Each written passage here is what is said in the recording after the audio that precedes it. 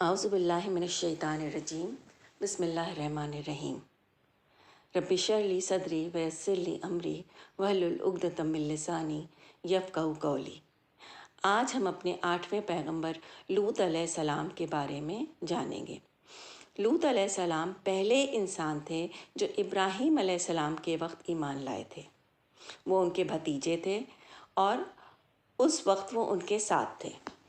پھر وہ ابراہیم علیہ السلام سے الگ ہو کر سوڈام چلے گئے تھے۔ وہاں کے لوگ ہومو سیکسچول تھے، یعنی آدمی آدمی کے ساتھ رہتا تھا اور بجائے عورت کے ساتھ رہنے کے۔ لوط علیہ السلام کی 2 بیٹیاں بھی تھیں۔ لوط علیہ السلام ان لوگوں کو منع کرتے رہے کہ یہ برے کام نہ کریں اور اللہ سے معافی مانگ لیں، پر وہ نہیں مانتے۔ وہ کھلے عام غلط کام کرتے تھے، کھلے عام لوگوں کو لوٹتے تھے اور انہیں پکڑ کر ان کے ساتھ برا کام کرتے تھے۔ وہ آدمی کے ساتھ ریپ اور کنسنٹ کے ساتھ سیکس کرتے تھے۔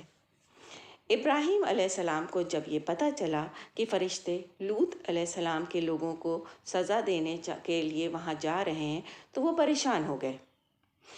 تب فرشتوں نے انہیں بتایا کہ انہیں پتہ ہے کہ انہیں کیا کرنا ہے۔ فرشتوں نے لوط علیہ السلام سے کہا کہ وہ اپنی بیٹیوں کو لے کر وہاں سے چلے جائیں اور پیچھے مڑ کر نہ دیکھیں۔ صبح پہلے بہت تیز آواز آنے لگی اور وہ سب ہلنے لگے۔ اللہ نے جبریل علیہ السلام سے کہا کہ وہ اپنے اصلی شکل میں آئیں، اور جب وہ اصلی شکل میں آئے تو ان کے 600 پر تھے، اور جو وہ پر تھے وہ ایسٹ سے ویسٹ تک پھیلے ہوئے تھے، وہ اتنے بڑے تھے۔ انہوں نے اپنے پروں کی نوک سے پوری قوم کو اوپر اٹھایا اور اوپر اٹھا کے اور پھر الٹ کر انہیں واپس نیچے پھینک دیا۔ پھر اوپر سے ان کے اوپر پتھر گرنے لگے جن پر ان کے نام لکھے ہوئے تھے، اور جس وقت وہ پتھر ان کے اوپر گرتے وہ اسی وقت نیست نابود ہو جاتے۔ اس طرح سے لوط علیہ السلام کی جتنی بھی قوم تھی ان کے سمجھانے پر بھی نہیں سمجھی، تو ان کے اوپر جو سزا اللہ نے دی جس سے کہ وہ پوری قوم نیست نابود ہو گئی۔ بچے کون؟ صرف لوط علیہ السلام اور ان کی بیٹیاں۔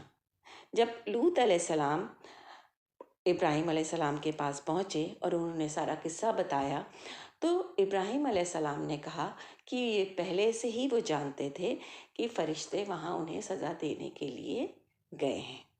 یہ تھی لوط علیہ السلام کی قصہ، جو کہ بہت کم لفظوں میں ہم نے بتایا ہے تاکہ آپ لوگ ایک بیسک کہانیاں سمجھ سکیں، قصے سمجھ سکیں جو قرآن میں دیے گئے ہیں۔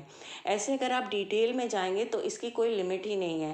الگ الگ آپ جو مفتی ہیں یا جو بتانے والے ہیں ان سے سنیں گے تو ان کے الگ الگ انٹرپریٹیشنز ہوں گے، ان کے الگ الگ قصے ہوں گے، اور ہر طرح سے باریکیوں سے انہوں نے بتایا ہوگا۔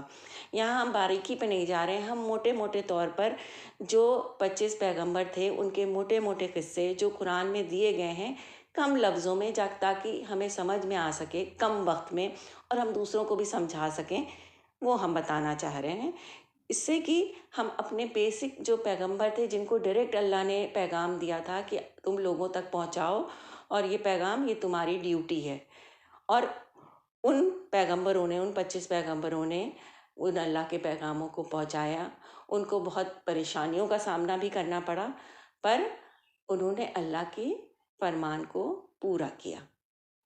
تو اسی کے ساتھ ہم یہ ایپیسوڈ ختم کرتے ہیں۔ انشاءاللہ ہم پھر واپس آئیں گے، اپنے 9ویں پیغمبر کے بارے میں جانیں گے، اور اسی طرح آگے کرتے کرتے ہم آخری پیغمبر جو صلی اللہ علیہ وسلم ہیں ان کے بارے میں پڑھیں گے، جو خود میں ایک کتاب ہے، اور ہمیں امید ہے کہ ہمیں بتانے میں بھی بہت مزہ آئے گا اور آپ کو سننے میں بھی بہت مزہ آئے گا۔ تو اسی کے ساتھ اللہ حافظ۔